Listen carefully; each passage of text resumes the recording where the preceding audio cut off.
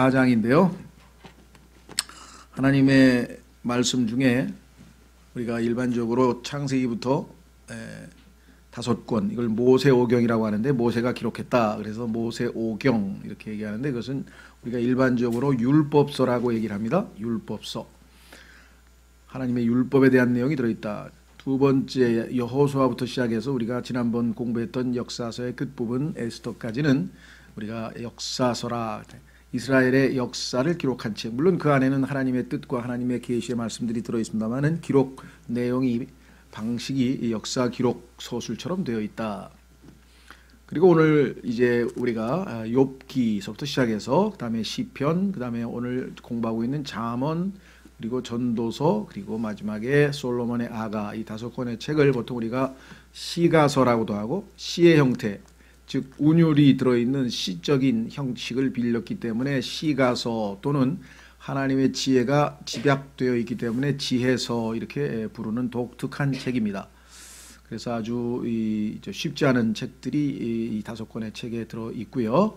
그 다음에 나머지 뒷부분을 우리가 대언서 또는 예언서, 하나님께서 이스라엘의 미래 회복에 대한 예언, 하나님의 모든 계획의 마지막 부분을 미리 되어질 것들을 알려주신 그러한 책, 이렇게 해서 우리가 구약 성경이 마무리되는데, 그 중에서 우리가 지금 지혜서를 공부하고 있습니다.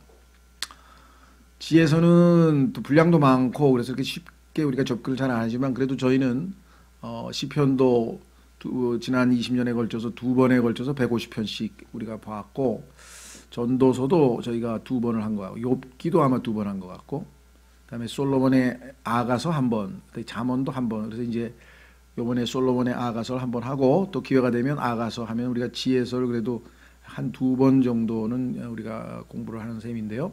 이제 나머지는 여러분들이 또 이제 보완을 하셔야 되겠지만, 자, 그래서 지혜서를 이렇게 쉽게 잘 다루지는 않는데, 우리가 이제 하나님의 지혜가 집약되어 있는 우리 지혜서 중에서도 특히 지혜, 시편은 우리가 일반적으로 얘기할 때, 욥기는 우리가 일반적으로 얘기할 때 하나님의 지혜가 집약되어 있지만, 거기에는 고난이라고 하는 주제, 죽음이라고 하는 주제가 들어가 있습니다. 인간의 의로운 자가 왜 고난을 받아야 하는가, 그렇죠? 그래서 아주 심각한 주제를 집중적으로 다루고 있고, 시편은 하나님과의 동행이 가져다주는 행복감과 삶에서의 체험에서 느끼는 고뇌를 하나님과 교제를 통해서 해결하는 그런 하나님과의 깊은 교제에 대한 내용이 체험적으로 많이 들어있고, 잠언은 전적으로 하나님의 지혜가 집약되어 있고, 전도서는 이 땅에서의 삶이 하나님과 무관할 때 그것은 바로 헛된 삶이 될 수밖에 없다라고 하는 결론을 내리는 것이 전도서요. 하나님의 사랑과 그 하나님에 대한 그 갈망을 표출하는 아가서. 그래서 사랑하는 분을 우리가 기다리고 있는, 또 소망하는 그러한 하나님과의 표현이 그렇습니다만 미래를 즐기는 아주 깊은 교제 속에서의 삶을 다루고 있는 솔로몬의 아가서, 이렇게 되어 있습니다. 자, 그래서 지금 우리가 공부하고 있는 잠언, 우리가 지금 4장에 와 있는데요. 지난번에 말씀드린 것처럼 2장, 3장, 1장 우리가 이제 살펴보았고, 서문, 2장, 3장, 4장이 지혜에 관한 이야기고, 그다음에 5장, 6장, 7장은 지혜롭지 못한 어리석은 자들이 저지르는 일들, 또 미혹당하는 내용이 5장, 6장, 7장에 아주 상세하게 기록되어 있습니다. 어떻게 이 마귀가 여러 가지 형태의 이 방식으로 하나님의 자녀를 미혹시켜서 어리석은 짓을 저지르게 만드는지, 그 내용이 들어있고, 8장에 가면은 지혜이신 예수님께서 의인화되어서 직접 선포하시는 또 이야기가 나옵니다. 어쨌거나 2장, 3장, 4장은 지혜를 우리가 다루고 있는데, 2장에서는 전체적으로 요약해 보니까 지혜는 우리를 지켜주고 보호해준다, 이렇게 얘기를 했습니다. 3장 전체는 다양한 내용 중에서도 지혜는 우리를 인도해준다, 우리의 인생의 길을 바르게 인도해준다. 오늘 4장의 전체적인 핵심 내용은 18절에 들어있습니다. 그것은 뭐냐면, 지혜는 우리를 완전한 길로, 즉 성숙의 길로 인도한다. 한번 확인해 보겠습니다. 4장 18절에 가면 완전한 날이라는 표현이 나오는데, 성경에서 완전하다고 하는 것은 예수 그리스도의 재림과 관련되어 있고, 예수님이 오시면 우리가 완전한 모습으로 바뀌는 것에 대한 교리적인 내용이죠. 자, 우선 4장 18절에 보시면 그러나 의인들의 행로는 빛나는 광채 같아서 점점 더 빛나 완전한 낮에 이르거니와 사악한 자들의 길은 어둠 같아서 그들은 무엇에 걸려 넘어지는지도 알지 못하느니라. 그래서 마지막 의인과 사악한 자를 대비하는데 우리가 가야 할 길인 의인의 길에는 완전함이 마지막. 그래서 히브리서 6장에 보면 우리가 완전함을 향해 나아가자. 그것이 우리가 가야 할 길이죠. 그러기 위해서는 우리에게 지혜가 필요하다. 이게 지혜가 없이는 완전함을 향해 나아갈 수가 없다. 확인해 보겠습니다. 히브리서 6장으로 가면 신약적인 적용은 바로 우리 모든 그리스도인이 어린아이가 갓난아기로서 정말 하나님의 순수한 말씀의 젖을 사모하는 가운데 무럭무럭 잘 성장해서 정말 우리가 어릴 때 그 갓난아기 시절에서 점점 성장해서 지금 성인이 되어서 어른이 되어서 자기 앞가름을 하듯이 성숙했듯이 영적으로도 그와 같은 과정이 필요하다 그랬습니다. 히브리서 6장 1절 그러므로 우리가 그리스도의 교리의 기초 원리들을 떠나 어린 시절에는 영적으로 어린 시절에는 우리가 기초 원리들을 배우는 거죠.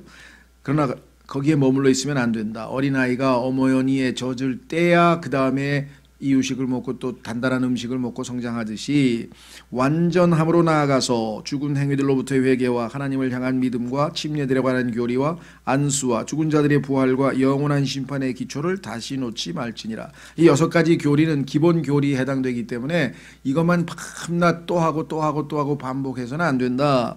더 성화의 길로 나아가야 되고 십자가의 길로 나아가야 되고 점점 더 깊이 있는 영적인 성숙이 있어야 된다. 하나님께서 허락하시면 우리가 이것을 하리라.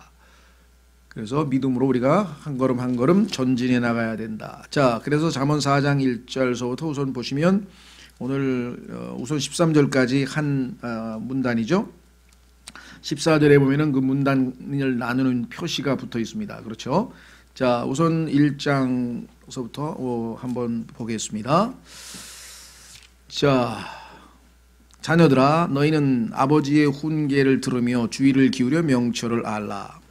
자, 여기 훈계란 말이 나와 있고 명철이란 말이 나와 있고 훈계는 들으라 그랬고 hear 명령입니다. 들어라. 그 다음에 하나는 알라. 2절 내가 너희에게 선한 교리를 주나니 너희는 내 법을 버리지 말라. 선한 교리를 줬다. 너는 내 법을 버리지 말라. 자, 그 다음에 3절 나도 내 아버지의 아들이었으며 솔로몬이 당연히 자기 아버지의 아들이지 그러면 뭐겠습니까? 그렇죠? 그 얘기는 강조하는 거예요. 지금 부자 관계에서 아버지가 아들에게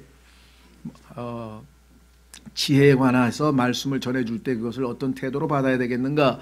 우리는 당연히 영적으로 하나님 아버지가 우리에게 주시는 지혜의 말씀들을 어떤 태도로 받아야 되겠는가로 적용하시면 되겠죠. 나도 내 아버지의 아들이었으며 내 어머니의 눈앞에서 연약하고 유일하게 사랑받는 자였노라. 그래서 나도 잘 성장해서 오늘날 너희에게 이렇게 가르치는 지위에까지 올랐노라. 우리도 마찬가지죠. 성경에 보니까 디모데에게 충성된 자들에게 내가 너에게 가르쳐 준 것을 먼저 잘 배운 다음에 그 다음 세대에게 그렇죠? 영적인 재생산을 위해서 가르치라. 이렇게 성경에 분명하게 나와 있습니다. 아버지도 나를 가르쳐 내게 이르기를 내 말들을 내 마음에 간직하라. 자, 여기 보시면 3절에는 어머니의 눈앞에서란 말이 나오고요. 그 다음에 여기에는 마음이란 말이 나와 있네요. 내 말들을 내 마음에 간직하라. 내 명령들을 지키라. 그리하면 살리라. 그러면 말들, 명령들, 그 다음에 교리, 법, 훈계, 명철, 지금 이게 하나님의 말씀을 다양한 형태로 표현하고 있는 내용들이 집중적으로 나옵니다. 지혜를 얻으며 명철을 얻으라. 그것을 잊지 말면 내 입의 말들에서 돌이키지 말라. 그러니까 동사도 보세요. 1절에는 들으라, 알라, 버리지 말라. 그 다음에 간직하라. 내 마음에 간직하라. 4절에. 그 다음에 명령을 지키라. 그 다음에 5절에 얻으라. 그 다음에 돌이키지 말라. 잊지 말라. 6절에 버리지 말라. 이게 지금 다 같은 말인데 비슷비슷한 말을 집중해서 왜 반복할까요? 중요하기 때문에 또 이렇게 표현하고 저렇게 표현하고 이렇게 표현하고 저렇게 그러니까 다시 말하면 하나님의 말씀도 뭐 훈계, 명철, 교리, 법, 명령, 지혜, 말씀들 이렇게 해서 다양한 표현을 했고 또 그 다음에 하나님의 말씀에 대한 태도도 들어라, 알라, 그 다음에 버리지 말라, 그 다음에 간직하라, 그 다음에 지키라, 돌이키지 말라, 버리지 말라, 이렇게 되어 있죠. 그러니까 이게 비슷비슷한 말을 왜 이렇게 자주 반복할까요? 중요할 때에는 하나님께서 사용하시는 방법은 반복법입니다. 반복법. 그래서 계속해서 여기서 조금, 여기서 조금, 여기서 조금, 여기서 조금 해서 반복을 통해서 하나님께서 우리를 어린아이를 학습시키는 거죠. 그래서 성경에서 하나님이 사용하시는 제일 효과적인 교육 방법 중에 하나는 반복입니다. 반복. 그래서 반복을 통해서 숙달시키려고 하시는 것이겠죠. 자, 6절 지혜를 버리지 말라. 그리하면 그것이 너를 보존하리라. 이제 여기에 대해서 보상이 나오네요.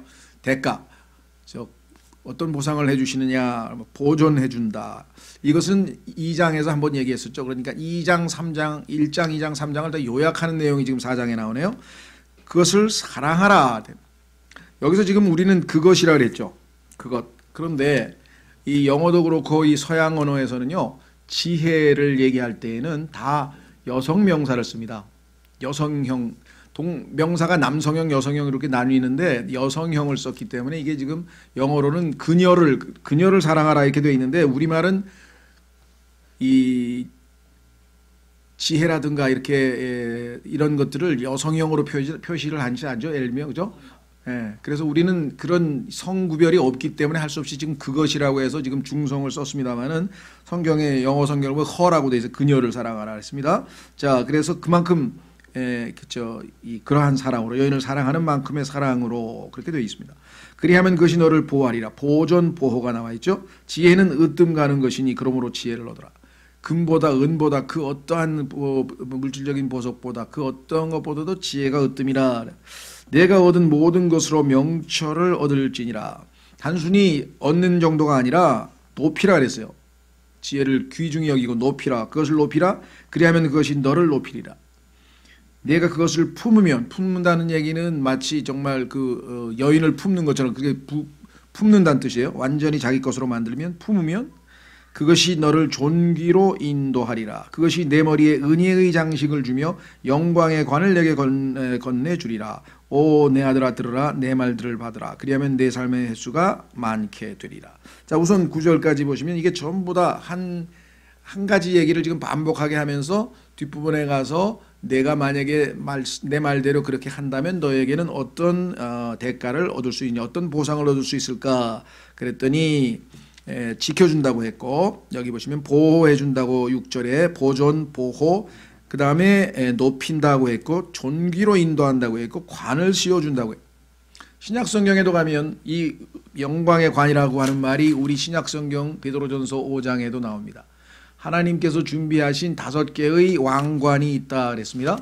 우리가 그리스도인으로서 이 땅에서 예수님을 믿은 이후의 삶에 대해서 하나님께서는 5가지의 왕관을 준비해 놓으시고 우리에게 보상을 하시는데 그 중에 하나가 영광의 관이었어요. 그러니까 우리가 이 5가지 관을 우리가 성경에서 보니까 다양한 형태로 나오죠.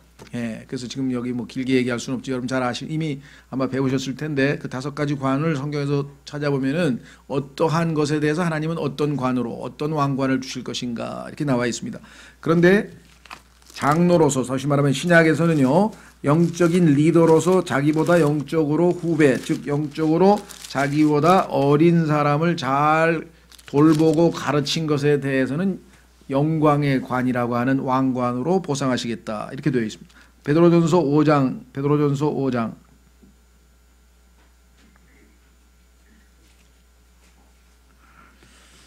1절부터 보시면요. 베드로전서 5장 1절서부터 보시면은 여기 이렇게 나와 있습니다. 여기서는 꼭 여기서 말하는 장로는요.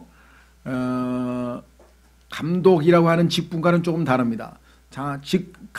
장로들 중에서 나이가 들은 영적으로 성숙한 사람들 중에서 교회의 공식적인 책무를 맡은 사람은 감독으로 다시 임명하라고 지금 성경에 나와 있는데 감독이라고 하는 직분을 안 받더라도 교회에서 자기가 다른 사람보다 더 영적으로 성숙한 사람은 아직 덜 성숙한 사람에게 교리를 가르치고 또 권면도 하고 그렇죠?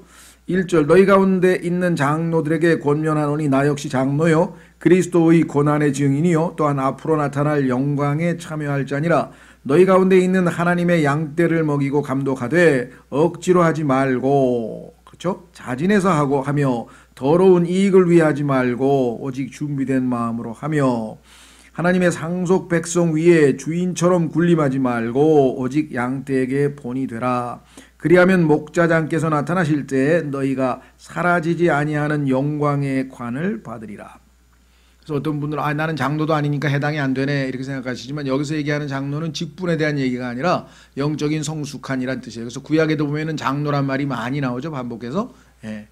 자, 그래서 우리는 다시 잠언으로 돌아옵니다. 잠언에 돌아오니까 기본적인 이제 이 지침은 알겠어요. 하나님의 말씀, 그것이 훈계가 됐든 명철이 됐든 교리가 됐든 법이 됐든 명령이 됐든 지혜가 됐든 어떤 것이 됐든 그것을 꽉 잘 듣고 이해하는 정도가 아니라 완전히 떨어지지 않도록 잘 붙들라 그랬어요. 잘 붙들라.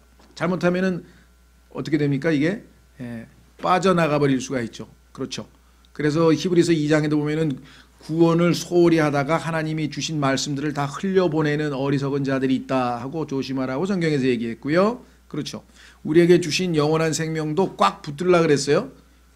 그러면 잃어버린다는 뜻인다. 그런 게 아니라 그 영원한 생명이 우리 안에서 제대로 표현되고 발휘되려고 한다면 우리가 그것을 느슨하게 또는 다루어서는 안 된다는 거죠. 아주 소중하게 간직하고 정말 우리가 뭐 보물을 꽉 지키듯이, 빼앗기지 않게 꽉 지키듯이 그러한 마음가짐에 대한 이야기가 되겠습니다. 이것도 마찬가지. 아까 안으라 그랬죠, 지키라 그랬죠, 붙들라 그랬죠. 자, 여기서 우리 한 가지 이제 짚고 넘어갈 것은 바로 처음으로 잠언에서 이 교리란 말이 나왔어요. 2절에 내가 너에게 선한 교리를 주나니. 자, 이 교리라고 하는 말은 우리에게는 아주 특별한 의미가 있다. 왜 그렇습니까? 오늘날 우리 꼭 한국 교회만 그런 건 아닙니다만은 특히나 우리 교회들이 더 심한데, 그것이 현상이 이 교리라고 할 때 사람들은 긍정적인 이미지보다는 부정적인 생각을 많이 합니다. 교리 그러면 일단 첫 번째 어렵다, 또는 뭐 신학자들이나 어떤 사람들이 하는 것이다. 우리는 교리에 대해서 이렇게 뭐 조금이라도 이렇게 좀 깊이 들어가다가는 논쟁에 휘말려서 잘못하면 싸움이 벌어질 수도 있다. 이렇게 해서 교리에 대해서 아주 부정적인 이미지를 심어놨어요. 이게 지금 아주 마귀가 하나님의 백성들을 아주 호도하는 첫 번째 아주 잘못된 겁니다. 성경에서는 교리라고 하는 것이 아주 긍정적으로, 아주 중요하게, 아주 제일 첫째로 우리가 관심 가져야 되는데, 예수님을 믿고 난 구원받은 직후에 제일 먼저 관심 가져야 될 것이 바로 교리다. 성경을 주신 목적의 첫 번째가 교리라 그랬어요. 왜냐하면 교리라고 하는 것은 특정한 주제에 대한 진리라고 하는 말과 같은 말이에요. 진리, 교리, 진리 같은데 왜 교리란 말 썼냐? 예를 들면 구원에 관한 교리, 그러면 구원에 관한 진리를 구원교리라 그래요. 구원에 관한 진리를 구원교리. 그렇죠? 종말에 관한 진리를 종말교리. 그러니까 교리라고 하는 것은 어떤 특정한 주제에 대한 진리이기 때문에 진리는 포괄적으로 넓은 소리고 교리는 그 테마별로 교리. 그래서 같은 말입니다. 이게 얼마만큼 중요한 말씀이겠습니까? 그렇죠? 예, 그래서 이 교리라고 하는 말은 구약 성경에는 딱 5번 쓰였는데요. 6번 쓰였는데, 첫 번째는 모세가 내 교리를 하늘에서 비처럼 너희들에게 내려주겠노라 하면서 예언하고 있는 장면이 신명기 32장에 나오고, 그 다음에 욥기에도 가면은 욥이 내 교리는 순수하다, 오염된 교리가 아니다 하면서 자기 교리를 옹호할 때 my doctrine 이란 말이 2번 나와요. 그리고 세 번째 오늘 우리가 읽고 있는 잠언에서 good doctrine이 나옵니다. 선한 교리가 나왔어요. 왜? 나쁜 교리가 있거든요. 건전치, 우리는 이제 신약에서는 이걸 건전한 교리라 그랬는데, 건전치 못한 교리인데 그것을 성경에서는 마귀들의 교리라 그랬어요. 하나님의 교리만 있는 게 아니라 마귀들의 교리가 있기 때문에 교리를 정확하게 배우지 아니하면 교리의 바람에, 풍조에 흔들려서 이리 왔다 저리 갔다 이리 왔다 저리 갔다 하다가 뭐 세월만 다 보내는 게 아니라 신앙에 뿌리를 박질 못하고 흔들흔들거리게 되는데, 그렇게 되면 영적으로 성숙이 안 된다. 그래서 에베소서 4장의 교리의 풍조에 흔들리지 않도록 확고하게 교리를 제대로 배워야 된다라고 성경에서 분명하게 우리에게 언급하고 있고, 그 교리를 배우려면 어떻게 되는가? 아까 히브리서에 나와 있는 것처럼 초보 교리, 그리스도의 기초 원리를 빨리 떠나야 된다. 그 얘기는 뭐냐면 젖을 떼야 된다. 이사야서 28장에는 29장에는 어린아이가 젖을 떼어야 그에게 하나님께서 말씀을 가르쳐 줄 수 있다. 그러니까 우리가 죄와 구원과 관련지어서 그 얘기만 똑같은 얘기를 반복하게 되면은 그 젖을 먹는 한 결코 단단한 음식을 먹을 수가 없고 그러면 영적으로 성장할 수가 없기 때문에 젖을 뗀 자들에게만 하나님께서 교리를 가르칠 것이다. 하나님께서 교리를 누구에게 가르칠 것인가? 어미 품에서 젖을 뗀 자들이라고 성경에 분명하게 얘기를 했는데 교리를 배우지 못한 사람들은 계속 동일하게 그 젖에만 매달려 있어서 쉬운 달콤한 그저 성경 읽으면 내 마음에 와닿는 것만 어렵고 힘든 거 나오면 그거 너무 어렵고 힘들다고 이렇게 하게 되면 결국은 성장을 할 수가 없다라고 성경에 분명하게 나오죠. 자, 그래서 성경에 보면요. 예수님께서 교리를 가르쳤습니다. 주로. 그래서 사람들이 그분의 교리에 놀라더라. 이런 표현이 복음서에 여러 번 나와요. 그분의 교리에 놀라더라. 그런데 그 교리를 전부 다 신약 개혁 성경에서 가르침이라고 고쳐놨어요. 가르침. 교리라고 하는 말을 다 없애버리고 가르침이라고 하는 이렇게 애매모호한 말로 다 해놓으니까 사람들이 교리하고 가르침이라는 것이 성경에 원래 영어로 같은 단어인데도 불구하고 혼돈을 일으킨다. 그래서 우리는 doctrine이라고 하는 이 교리라고 하는 용어를 전부 다 우리가 확고하게 붙들어야 된다. 자, 확인해 보겠습니다. 디모데 후서로 가면 하나님께서 우리 그리스도인들에게 성경을 주신 목적이 뭐냐? 여러분들이 성경을 손에 들고 있는 첫 번째 목적은 여기서 교리를, 진리를 배워야 되는 것이에요. 그래서 교회가 뭐하라 그랬습니까? 진리의 기둥과 터라 그랬어요. 교회에서 교리를 못 배우면 교회 역할을 못한 거죠. 왜? 진리의 기둥과 터인데 교회에서 교리를 제대로 못 배웠다. 그건 안 되는 거죠. 자, 그래서 디모데 후서로 가시면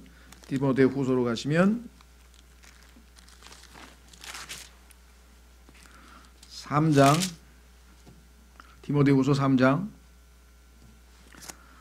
디모데에게 바울이 이렇게 부탁을 합니다. 14절부터 보겠습니다. 14절. 그러나 너는 배워서 확신하게 된 것들 안에 거하라. 내가 그것들을 누구에게서 배운 줄 알며 또 어린아이 때부터 내가 거룩한 성경 기록들을 알았나니 어린아이 때부터 쭉 성경을 배웠는데 그것들은 능히 너를 지혜롭게 하여 그리스도 예수 안에 있는 믿음을 통해 구원에 이르게 하느니라. 어렸을 때부터 교리 교육을 쭉 성경을 배워온 사람은 어느 순간에 성경 말씀이 그에게 생명으로 역사해서 죄를 깨닫게 되고 눈이 열리게 되고 예수님을 믿게 된다. 그러니까 여러분들이 주일학교 아이 중에는 쟤는 아직도 왜 이렇게 반응이 없고 그런 아이들이 답답한 아이들이 있겠지만 그건 인내하고 기다리다 보면 하나님께서 어느 순간에 그에게 영적인 조명이 비치고 주님을 받아들이게 된다. 그랬습니다. 자, 그러면 하나님의 말씀은 당연히 첫 번째는 구원을 위해서 주어진 말씀이지만 구원받은 그리스도인들, 즉 하나님의 자녀가 된 사람들에게는 무엇부터 배워야 되는가? 거기 나와 있죠. 16절. 모든 성경 기록은 하나님의 영감으로 주신 것으로 교리와 책망과 바로잡음과 의로 교육하기에 유익하니. 하나님께서는 이 네 가지 목적을 위해서, 즉 네 가지의 기능을 하도록 성경을 우리에게 주셨는데 첫 번째는 교리입니다. 진리. 무엇이 옳은가, 무엇이 그른가, 무엇이 맞는가, 무엇이 틀리는가, 무엇이 진리인가, 무엇이 거짓인가, 무엇이 참인가, 무엇이 거짓인가를 하나님의 교리를 통해서 정확하게 갈라내지 아니하면은 진리가 무엇인지 거짓이 무엇인지 막 혼동이 되고 빛과 어둠이 뒤섞이게 되고 이렇게 되면 아무것도 모르게 된다. 정확하게 구원은 은혜로 믿음으로 받는 것인가, 믿음에다가 우리의 행위가 포함되어야 하는 것인가? 그럼 명백하게 답은 하나뿐이에요. 그렇죠? 그런데도 아직도 그런 교리에서 왔다 갔다 하는 사람들이 있어요. 그렇죠? 예. 예수 그리스도의 재림은 확실히 육체적으로 예수님께서 육체를 입고 지상에 오시는 재림인가 아니면 영적으로 그냥 예수님께서 임재만 하시는 것인가? 당연히 실제로 예수님께서 몸을 입고 이 땅에 오는 것이 정확한 교리죠. 그렇죠? 예. 구원받은 다음에 구원은 잃어버릴 수 있는가 없는가? 없다. 답은 하나뿐이에요. 그렇죠? 그런데 이런 문제에 있어서 정확하게 하나님께서 가르쳐 주신 그 진리를 통해서 확고하게 뿌리내지 못한 신앙에서는 이리 왔다 저리 왔다 할 수가 있죠. 그래서 성경에 관한 교리 성경론, 하나님에 관한 교리 신론, 예수님에 관한 교리 기독론, 종말에 관한 교리 종말론, 마귀에 관한 교리 마귀론, 천사에 관한 교리 천사론. 천사는 무엇인가? 이게 천사 좋은 겁니다. 좋은 거 아니죠. 천사는 하나님의 천사는 좋은 천사고 마귀의 천사들은 악한 천사입니다. 그런데 그런 구분도 지금 거의 다 못하고 있어요. 천사가 마귀들의 천사가 있는지 없는지도 모릅니다. 그리고 지옥이 어디 있냐, 지옥에 대해서도 모릅니다. 땅속 깊은 곳에 있다고 얘기해도 모릅니다. 하늘은 첫째 하늘, 둘째 하늘, 셋째 하늘로 돼 있는데 무슨 소리야. 밀턴의 신라권에 보니까 7층천으로 돼 있던데. 그럼 밀턴이 한 얘기지 성경에서 한 얘기인가요? 그거 단테의 신곡에 보니까 지옥이라는 데가 그건 성경에서 얘기한 게 아니죠. 그러니까 지금 막 기독교 대부들도 교부들이 쓴 기독교 신앙서적에서 나온 얘기. 그러니까 원래 있잖아. 이 루시퍼가 있었는데 그 루시퍼가 원래 이름은 루시엘이었잖아. 그 루시엘이 타락해서 루시퍼가 됐다며? 그런 얘기가 성경에 어디 있어요? 루시퍼란 이름은 나와요. 루시엘은 없어요. 루시엘은 지어낸 얘기예요. 가톨릭에서 인간의 전통으로. 그 이외에도 지금 우리가 일반적으로 기독교인들의 상식으로 알고 있는 8, 90%는 다 성경에 없는 얘기입니다. 이거는 잘못된 교리예요. 그걸 싹 걷어내야 돼요. 하나님의 말씀으로 교리를 정확하게 알지 못하면 막 뒤섞어 버린다. 그렇죠? 모든 게 다 그래요. 지금 옳지 않은 것들이, 성경에서 벗어나는 것들이 너무나 많아서 이것을 정확하게 배우지 않으면 혼동이 생긴다. 그래서 여기 분명히 교리를 먼저 배우고 그 다음에 그 교리에 어긋난 행동을 내가 하면 책망, 하나님의 말씀이 나를 설득시키죠. 너 잘못됐어. 그러면 내가 거기에 잘못한 걸 인정하고 그러면 하나님께서 고쳐주죠. 인정하지 않고 버팅기고 계속해서 자기 고집대로 나아가면 하나님께서 바로잡아 줄 수가 없죠. 그래서 바로잡음, correction은 순종하는 자에게만 주어지는 보상입니다. 이러면 이제 성장하죠. 그렇죠? 어떤 아이가 빗나가는데 아무리 해도 바이올린을 키든 아니면 야구를 하든 뭔가 잘못된 습관에 젖어서 실력이 늘질 않아요. 그런 아이에게는 바로잡아줘야 되는데 지적을 해도 고칠 생각을 안 하면, 그걸 수용을 안 하면 결국 못 고친다. 영적으로도 마찬가지입니다. 하나님께서 하나님의 말씀의 교리를 정확하게 배워서 내가 틀렸다는 것을 알게 되면 인정하고 바로잡아서 고쳐야 되는데 마음이 완악해서 안 고치려고 하면은 바로잡음이 안 되고 그러면 그 다음에 의로 교육할 수가 없습니다. 그러면 그 다음 17절 결과적으로 17절도 안 이루어져요. 이것은 하나님의 사람이 완전하게 돼요. 오늘 주제죠. 잠언 4장 18절에서 뭐라 그랬습니까? 완전한 날에 이르게 된다. 물론 교리적으로 보면은 예수 그리스도의 재림입니다. 그날에 가야만 100% 완전하게 되지만 우리가 조금씩 마치 사랑의 온도, 그 사랑의 온도계 올라가듯이 조금씩 올라가잖아요. 그렇죠? 예, 주님 그리스도께서 우리 안에서 조금씩 더 형성되어져 가는 과정이 당연히 있어야 되는데 그렇지 못하면 결국은 하나님의 말씀이 우리 안에서 제대로 제 기능을 발휘 못한 것이죠. 우리의 불순종 때문에. 사람이 완전하게 되어 모든 선한 일에 철저히 갖추어지게 하려 합니다. 자, 그래서 이 교리에 대해서는 성경에 보니까 하나님의 뜻을 행하고자 하는 사람은 교리를 배울 때 그 교리가 하나님으로부터 나온 것인지 아닌지를 알 수 있다고 예수님께서 요한복음 7장에 말씀하셨어요. 한번 확인해 보겠습니다. 예수님께서도 이 교리에 대해서 얼마만큼 중요시 여기느냐. 요한복음 7장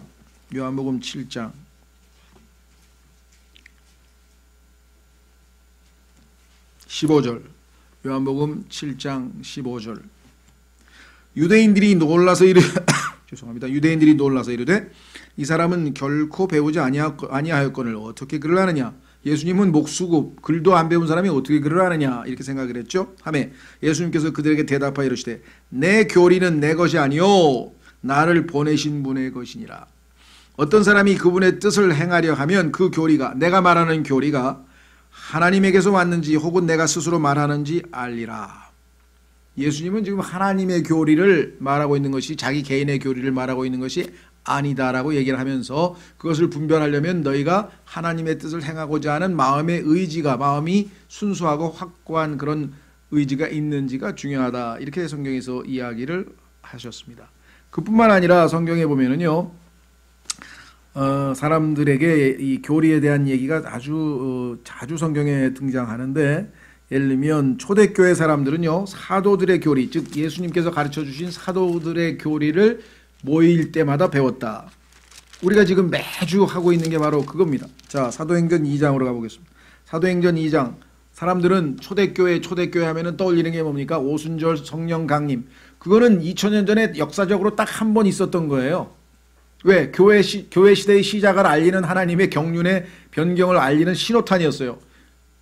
매번 그런 일이 벌어진다고 착각하고 있는 사람들이 있어요. 사도행전은 우리에게 교리를 가르쳐주는 책이 아니라 역사의 전환기를 알려주고 있는 역사서입니다. 그런데 그 초대교회 하면 오순절 성령 강림을 생각하는데 그건 맞는 말이지만 그게 반복될 수 없는 것이고요. 더더군다나 초대교회의 모습을 배우려면 이들이 모여서 무엇을 했는가 한번 보겠습니다. 사도행전 2장에서 무슨 일을 했는지. 자,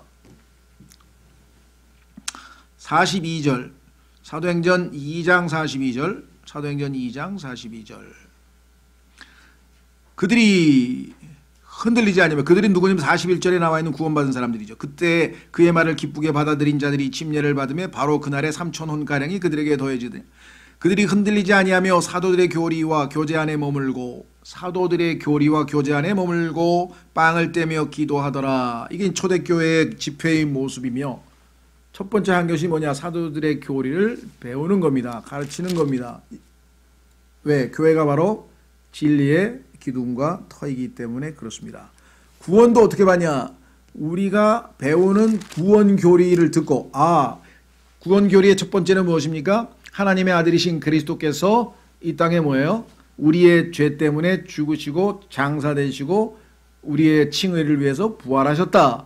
그 예수님을 믿는 거잖아요. 그 교리의 틀을 마음으로 순종해서 우리가 구원받았다고 성경에 써 있습니다. 그러니까 우리는 교리를 사실은 믿어서, 교리, 왜? 그 하나님의 교리이기 때문에. 자, 로마서 6장 17절로 가면은 교리는 우리의 구원에도 필수적이다. 잘못된 교리를 배우면, 예를 들면 예수님께서는 하나님이 인간이 되신 것이 아니고 원래 훌륭한 인간이셨는데, 그럼 벌써 성육신이 없어져 버리죠, 교리가? 그렇죠. 그러면 구원론이라고 하는 진리를 우리가 절대로 배울 수가 없잖아요. 자, 로마서 6장 17절 확인해 보겠습니다. 로마서 6장 17절. 그러나 하나님께 감사하리로다. 너희가 죄의 종이었으나 너희에게 전달된 교리의 그 틀에 마음으로부터 순종하고 이로써 죄로부터 해방되어 의의 종이 되었느니라. 우리가 칭의, 예수님을 믿고 의롭게 된 것이 바로 교리의 틀, 즉 구원의 복음, 그 복음 진리를 듣고 우리가 구원을 받았다. 이렇게 성경에 써 있습니다. 그래서 성경에 따르면 이 마귀의 교리들도 있죠. 그래서 말씀의 사역자. 자, 오늘날 우리가 존경받는 목사님 그러면은 보통 성경 잘 가르치는 사람이 아니라 헌신적으로 정말 희생해가지고 열심히 많은 섬김이 있고 봉사도 하고 막 정말 어렵고 힘든 사람들 대신해서 막 그렇게 해주시고 그런 헌신적으로 섬기는 봉사하는 목사님들이 보통 뭐 텔레비전에도 뭐 인간 시대에도 나오고 뭐 훌륭하게 나와요. 그거는 잘못된 거 아니에요. 훌륭한데 성경에서 만약에 그분이 성경을 제대로 못 가르쳤다 그러면 성경에서 말하는 훌륭한 목사는 아니에요.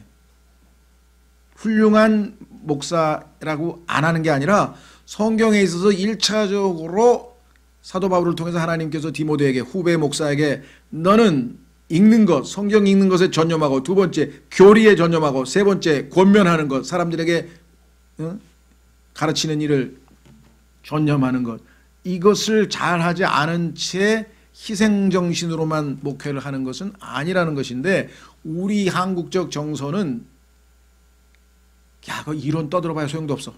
희생하시는 저분 봐. 너무 테레사 수녀 봐봐. 테레사 수녀가 봉사는 엄청나게 하고 훌륭해서 저도 존경하는데요. 문제는 교리를 모르잖아. 그래서 행함으로 구원받는다고 가르쳤어. 그러면 그건 어떻게 된 거예요? 구원을 받은 거예요? 본인이 어떻게 된 거예요? 지금 주객이 전도된 거죠. 그렇다고 해서 우리가 행함이 별로 없고 실행이 별로 없어서 부끄럽다. 우리의 모습은 참 많이 부끄럽다. 그거를 은폐하고자 하는 건 아니에요. 당연히 우리는 알기는 너무 많이 하는데 행함이 너무 없다는 걸 우리가 인정하고 그것을 어떻게든지 균형 잡기 위해서 노력은 하지만, 그렇다고 해서 올바른 진리의 중요성을 우리가 간과해서는 절대로 안 된다는 얘기입니다. 지금 뭐 정성, 그 다음에 뭐 막 열심으로 치자면 막 굉장한 데가 많지만 교리가 빗나갔기 때문에 그건 다 하나님 앞에서 진리가 아니잖아요. 왜? 하나님의 모든 일은 진리 안에서만 이루어진다 그랬으니까 그 진리 안에서 이루어지지 않은 열심은 하나님의 일이라고 할 수가 없다 이 말이죠. 그렇죠? 자, 그래서 여기 분명히 우리가 올바른 교리의 틀에 순종함으로 의롭게 돼서 구원을 받게 됐다라고 성경에도 말씀하고 있는 것을 우리가 보게 됩니다. 뿐만 아니라 실행에 있어서도 우리가 이러한 교리들에 역행하는 행동, 배우기는 잘 배웠는데, 교리는 머릿속으로 배웠는데 행동은 그 교리에 반대로 하는 사람과는 사귀지 말고 헤어지라, 교제하지 말라고 성경에 써 있어요. 또 자, 로마서 16장으로 가보시면요,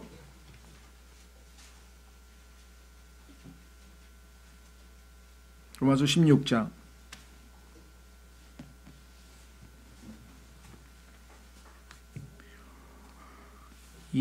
로마서 16장에 가시면은 어디 있나요? 17절. 로마서 16장 17절에 바울이 로마서를 마무리하면서 우리에게 한 가지 일종의 권면 또는 경고인데요. 형제들아, 이제 내가 너희에게 간청하노니 너희가 배운 교리에, 로마서 1장서부터 16장까지 지금 잘 가르쳐줬는데 그 교리에 역행하여 분쟁을 일으키거나 실족하게 하는 자들, 교리는 다 동의를 해. 근데 행동이 그 반대로 행동을 해. 그렇게 되면 어떻게 돼? 이스라엘 사람들하고 어떻게 하라 그랬습니까? 그들을 피하라. 주목하고, 저 사람들은 말은 이렇게 하는데 행동은 반대로 하는구나. 주목하고 피하라. 그런 자들은 우리 주 예수 그리스도를 섬기지 아니하고 자기 배를 섬기며 좋은 말과 빼어난 말솜씨로 순진한 자들의 마음을 속이느니라. 그렇죠? 그래서 교리가 단순히 교리로 끝나는 게 아니라, 그렇죠? 그 교리를 삶에서 실천하는 것으로 교리의 본래의 책무가 마무리가 되는 것이겠죠. 자, 다시 이제 잠언으로 와서 마무리 짓겠습니다. 그래서 교리에 관한 중요성이 성경에서 아주 핵심적인데, 잠언 3장, 성경에서 세 번째로 교리라고 하는 말이 잠언 3장에 나왔는데, 교리를 준다 그랬어요. 자, 2절, 내가 너희에게 선한 교리를 주나니. 얼마나 놀랍습니까? Good doctrine. 좋은 선한 교리. 신약에서는 이걸 건전한 교리라 그래요. 건전한 교리. 그렇죠? 다양한 표현을 할 수 있겠죠. 자, 그 다음에 밑으로 내려가서 10절.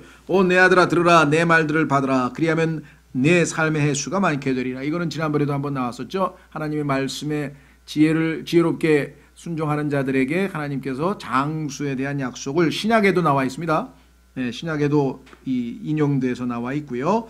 12절, 내가 다닐 때 내 걸음이 좁아지지 아니하고 내가 달릴 때 걸려 넘어지 아니하리라. 하나님의 섭리적 보호와 손길이 늘 항상 함께 하신다 그랬습니다. 하나님께서는 자신에게 순종하여 지혜롭게 행동하는 자들의 모든 것을 일거수일투족을 다 지켜 보호하신다. 13절, 훈계는 내 생명인즉. 훈계라고 하는 것은요, 하나님께서 주시는 지혜 플러스, 때로는 훈계니까 거기에 뭐가 있겠습니까? 책망과 권면이 있겠죠. 그런 걸 포함되어 있을 때 우리가 때로는 하나님의 징계의 손길도 받아야 되는데, 훈계는 내 생명인지 그것을 굳게 붙잡으며 그것을 놓치지 말고 지키라. 그래서 하나님의 말씀이 우리에게 생명의 말씀이 된다라고 지금 우리에게 가르치고 있습니다. 그래서 4장 1절서부터 13절까지 우리가 오늘 살펴보았고요. 다음 시간에 우리는 14절서부터 19절까지는 사악한 자와 의인의 대조, 두 사람의 운명이 어떻게 갈리는가, 대조. 그 다음에 20절에서 22절까지 하나님의 말씀을 지켜야 될 것. 그 다음에 그 유명한 23절, 성경에서 가장 중요한 구절이라고도 할 수 있는, 왜? 열심을 다하여 내 마음을 지키라. 생명의 근원이 거기에서 나오느니라. 마음을 지키라. 이 마음이란 단어가 성경에 800번이 나오는데, 마음으로 믿어 의롭게 된다. 그러니까 구원도 마음으로부터 시작됩니다. 내 마음을 어떻게 먹느냐에 따라 내가 구원받고 하늘나라에 갈 수 있는 것부터 시작이 돼서 영적으로 성장하는 것도 마음의 문제고, 그렇죠. 이 마음을 지키지 못하면 우리의 신앙에 있어서의 실족이 될 수도 있고, 그래서 성경에서 이 마음이라는 단어가 차지하는 비중이 어마어마하게, 구원도 마음으로부터, 하나님을 사랑하는 것도 마음을 다해. 그렇죠. 그래서 이 마음이라고 하는 게 정말 보통 심각한 단어가 아닌데요. 자, 그래서 우리는 다음 시간에 이제 14절서부터 좀 살펴보도록 하고요. 오늘은 주신 말씀을 통해 정말 주님께서 우리의 지혜가 되신다 그랬죠. 단순히 주님인 지혜만 주신 게 아니라 우리 안에 들어와 계신 예수님이 우리의 지혜라고 성경에 써 있어요. 고린도전서에. 그렇죠. 그 주님께 의지해서 살아가면 당연히 지혜로운 삶을 살 수가 있겠죠. 자, 그래서 우리는 지혜를 붙들고 품고 지키고 그렇죠? 갈망하고 그와 같은 마음을 우리가 가질 수 있도록 주님께 잠깐 기도하겠습니다.